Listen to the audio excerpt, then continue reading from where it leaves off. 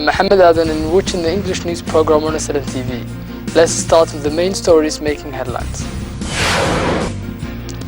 President of Somaliland, alongside a high-profile delegation, visits the coastal city of Las Qoray. Mayor of Hargeisa joins the Minister of Public Works and Transport on a press conference regarding a recent difference in views. Voting is underway in Crimea's controversial referendum.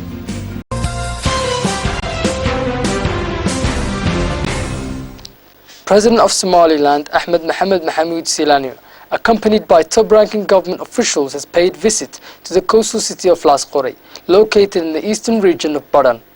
20 years on since Somaliland reclaimed its independence, President of Somaliland has become the first president to visit this coastal city, a city known for its history toward utilization of marine resources.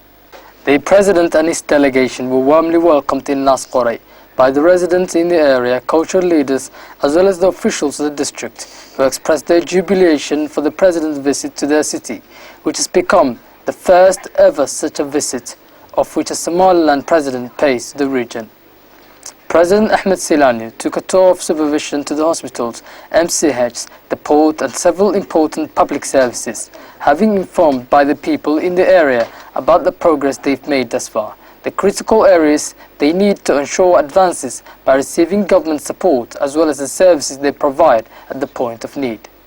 President of Somaliland paid a special visit to the port of Las Qoray, a lucrative and strategic port not only for exports and imports, but for commercial connections as well.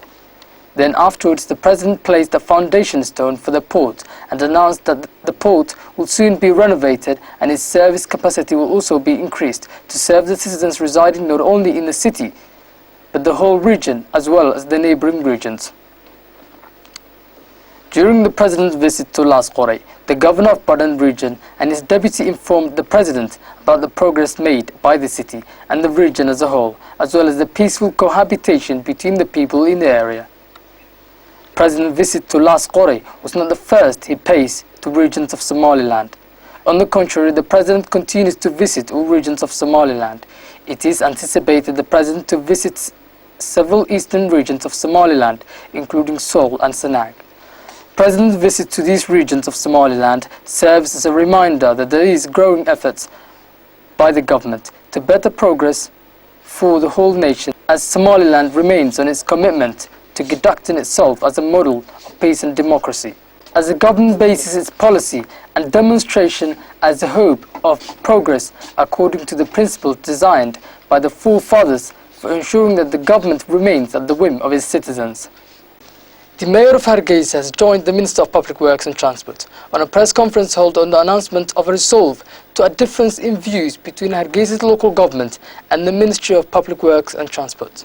The Somaliland Minister of Public Works, Abdurrazzaq Khalif Ahmed, accompanied by the Mayor of Hargeisa, Abdurrahman Mahmoud Aidid, held a press conference at the Presidential Palace of Somaliland to discuss a recent dispute which emerged between the local government and the Ministry of Public Works on the administration of the public properties. The Minister and the Mayor both informed the media a resolve was found for the difference in views between the local government and the Ministry. The Minister of Public Works and Transport, Abdurrazzaq Khalif Ahmed, spoke at the press conference.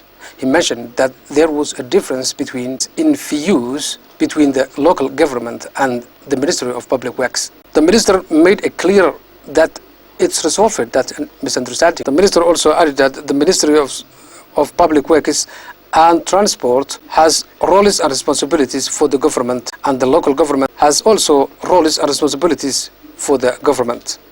The Mayor of Hargeisa, Abdurrahman Mahmoud Aidid, also spoke in the press conference and he declared that the dispute is over. The Mayor added that the government of Somaliland is one government. He also mentioned that the local government and other government institutions are accountable to the President of Somaliland.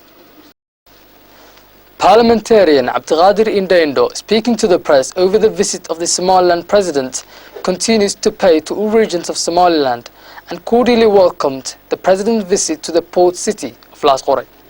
The parliamentarian, speaking at the press conference held in the capital of Somaliland, Hargeisa, spoke regarding the President's visit to the regions of Somaliland, which he described as a prime visit due to becoming the first president to visit the port city of Las Qore.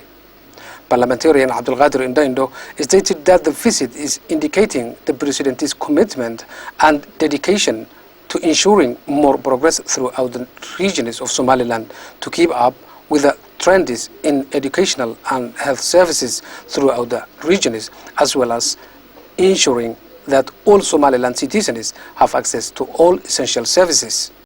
Usman Abdullahi Igal, a renowned political figure, held a press conference regarding the achievements made by Somaliland's police forces and its commitment to furthering security throughout Somaliland.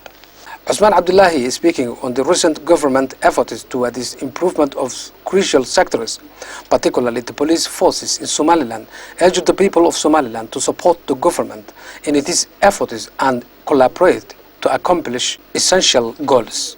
The renowned political figure, Usman, stressed the importance of maintaining the peace and stability in Somaliland and the significance of providing necessary cooperation to Somaliland's police forces due to the role the police plays in ensuring that all Somaliland citizens are protected from every external threat.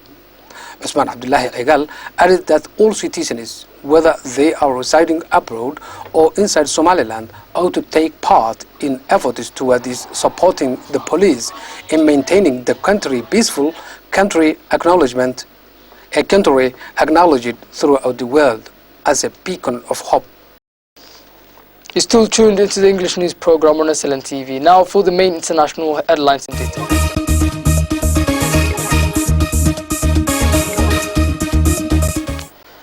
Voting is underway in Crimea's controversial referendum. It is widely expected to transfer control of the Black Sea region from Ukraine to Russia, despite an outcry and threat of sanctions from the West. The vote and pro-Russian troops' intervention in Crimea have triggered the worst East-West crisis since the Cold War. The referendum has been organized by Crimea's Regional Assembly, which backs union with Russia. The electorate are choosing between two options, which both imply control from the Kremlin. Many of the ethnic Russians who form the majority on the peninsula seem likely to back the first choice in the ballot, union with Russia, if only for economic reasons. A second option is independence, initially with Ukraine, but Crimea's new leaders say they will use this as a basis for accepting Russian rule. As a refocused search continues for the missing Malaysia Airlines plane, now officially thought to have been deliberately diverted, the mystery surrounding its disappearance has only deepened. Did the pilot or co-pilot disable communication systems and veer the plane towards Central Asia or the Southern Indian Ocean? Investigators have searched their homes and are looking into their lives. Did terrorists force the cockpit crew to fly off course or take over the controls themselves? This new phase in the puzzle began with Saturday's press conference given by Malaysia's Prime Minister Najib Razak, who confirmed rumors about a deliberate act on board. In multi-faith Malaysia, Buddhists are among those praying for the 239 people who took off from Kuala Lumpur bound for Beijing early on March the 8th. With no trace of the Boeing 777, nor any sign of wreckage, some of the passengers' loved ones are still trying to believe that a miracle could happen. That's it for this edition of the English News Programme on SLN TV. Thanks very much for being with us. We'll be back tomorrow at the same time. Until then,